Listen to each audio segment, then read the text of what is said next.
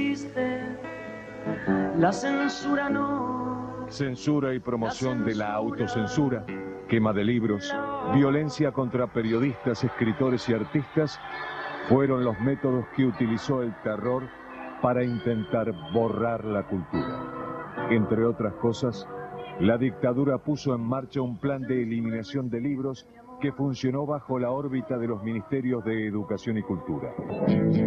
Así, se prohibieron títulos como La Cuba electrolítica, un libro científico, y El cubismo, sobre un movimiento artístico de principio del siglo XX. La ignorancia de los censores vinculó los títulos al gobierno de Fidel Castro en Cuba. Me llamo Julián Axat, soy escritor. Voy a leer una nota que publiqué en el diario Página 12, que habla de mi historia, habla de la poesía, habla de los jueces durante la dictadura militar y habla de mis padres, desaparecidos. El daño a la cultura. Cuando mis padres desaparecieron en abril de 1977, mi abuelo paterno, Carlos Alberto Axat, un moderado abogado civilista, hizo su primer habeas corpus ante el Juzgado Federal Electoral de la provincia de Buenos Aires. El entonces juez, teniente coronel doctor Héctor Gustavo de la Serna Quevedo, que lo recibió en su despacho, le preguntó qué estudiaba su hijo, a lo que mi abuelo le explicó filosofía. La respuesta derivó en una arenga entusiasta del magistrado sobre los problemas épicos y filosóficos acerca del trigo y la cizaña. Mi abuelo, desesperado, que solo estaba ahí para pedir por el paradero de su hija y su nuera, tuvo que soportar que el señor juez terminara con su clase pseudo-erudita para implorar una respuesta efectiva. Cuando regresó al juzgado a los pocos días, encontró el rechazo del habeas corpus y las costas al vencido. Yo por entonces tenía pocos meses y la anécdota me la contó mi abuelo cuando ingresé a la Facultad de Derecho en 1994. En ella estaba contenido el punto de su frustración en el derecho y la justicia para un abogado con 70 años de profesión libre. Con anécdota me decía: Julián, elegí bien, que no te pase lo que a mí. Mi abuelo murió en 1995. Héctor Gustavo de la Serna Quevedo nació en 1926 en la provincia de Catamarca, hijo de un militar de alto rango y primo del Che del lado materno. Huérfano desde los 8 años, hizo la carrera militar hasta que fue dado de baja por ser parte de la intentona de alzamientos anteriores a 1955. Recibido de abogado a los 40 años, fue designado por Onganía como interventor del servicio penitenciario y más tarde por la dictadura cívico-militar como juez federal electoral de la provincia de Buenos Aires, cargo que ocupó hasta 1983. De la Serna fue no solo conocido por ser el juez preferido de Jimmy Smart, dando cobertura judicial a los secuestros y desapariciones de personas, para luego rechazar habeas corpus y gozar de imponer costas a los familiares de estos desaparecidos, sino que fue y sigue siendo conocido por uno de los hechos más graves contra la cultura de este país que se conoce.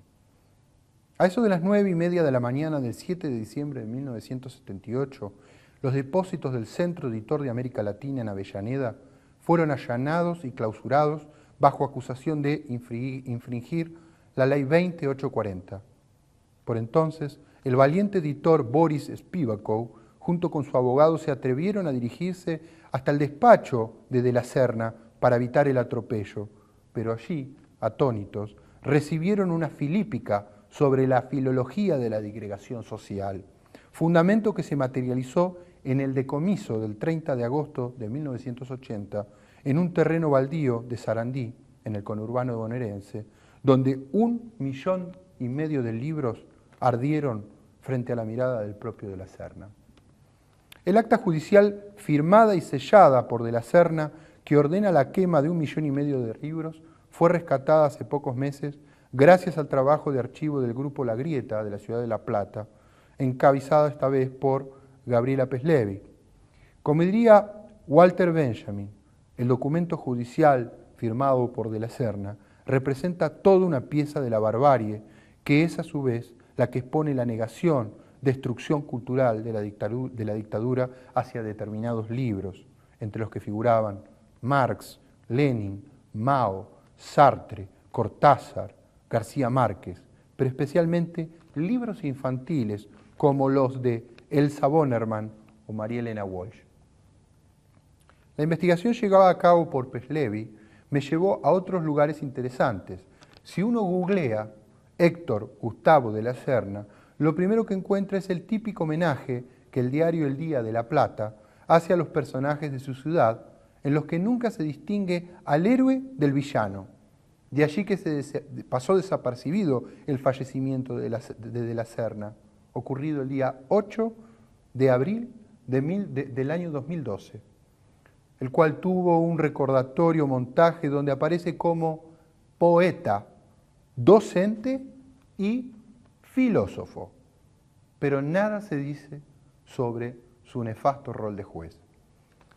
Esto a mí me despertó curiosidad, por lo menos el recordatorio del diario que lavaba su historia y que introducía la siguiente palabra, poeta. ¿Cómo compatibilizar la quema de libros con la poesía? ¿Cuál es el lugar del juez, verdugo, y cuál es el de la poesía frente al mal?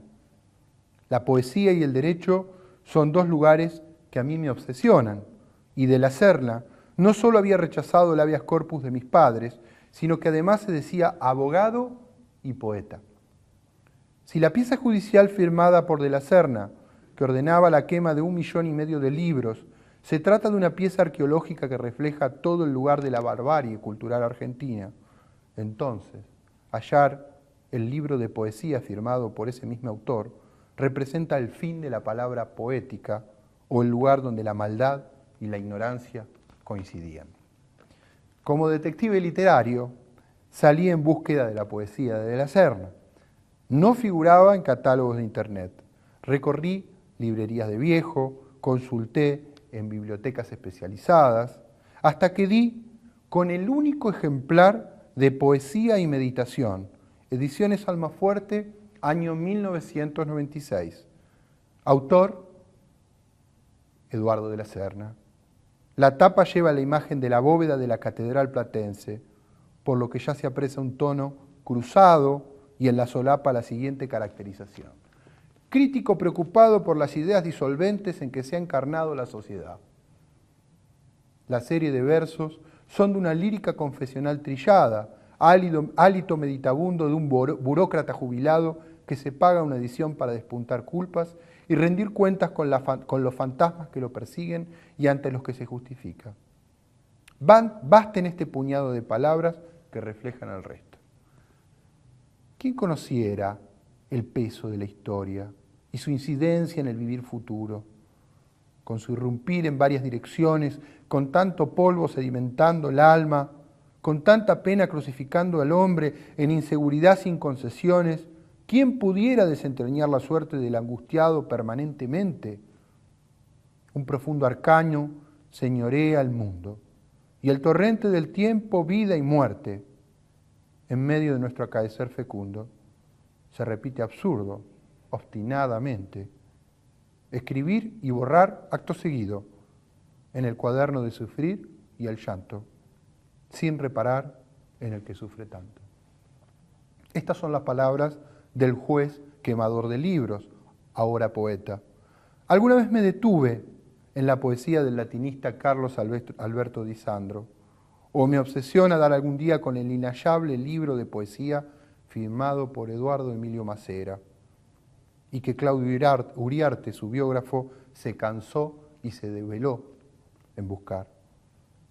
El libro de poemas del ex juez de la Serna forma parte de estas inquietudes, y la paradoja consistía en rescatar del olvido el libro de un quemador de libros. Pues ¿quién quemaría estos libros, aun cuando estén manchados de sangre o lejos estén de la poesía con mayúsculas?